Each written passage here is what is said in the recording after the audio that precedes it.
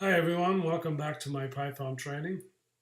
In the introductory video, I mentioned that there are two pieces of software we need to get started. The first one is Python software itself. That needs to be installed on your PC or Mac. The second one is a tool that we need to help us write code. It's called an integrated development environment, or an IDE, and there are many IDEs available to program in Python. The one we're going to use is an excellent application called PyCharm. So we're going to download and install these applications in this video. So to download Python on a PC, we go to python.org and download, similar to the Mac. Again, it's 3.7. Again, it's always better to download the latest version. So if you're looking at this video in the future, there will be higher versions than this, and always make sure to download the latest one.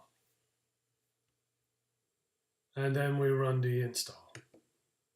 So there's one additional button on the PC, so we add Python to the path. That's important. And we hit install, and that's it. We're done.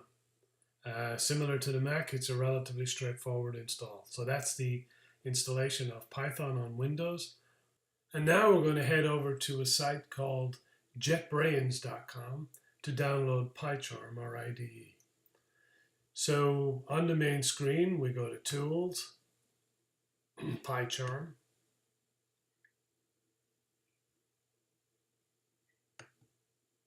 Download.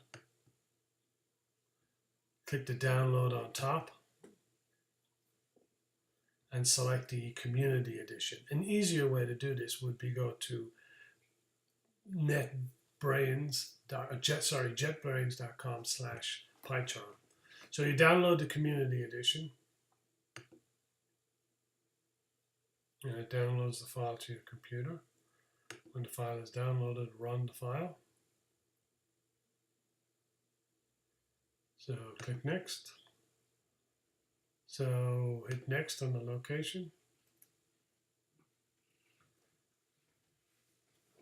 I'm selecting the 32-bit launcher. I'm not sure what computer you have. You could probably select both, put them on your desktop. Actually, I think I'll do that.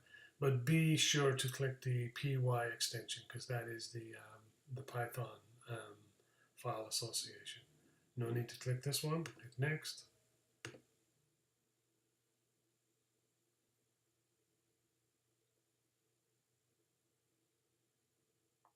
And that is it. We are done.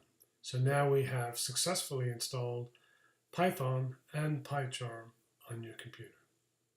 So that was pretty painless. We installed all the software we need to write our code in Python. So in the next video, we're going to launch PyCharm, configure it, and write our first Python program. See you then. Bye.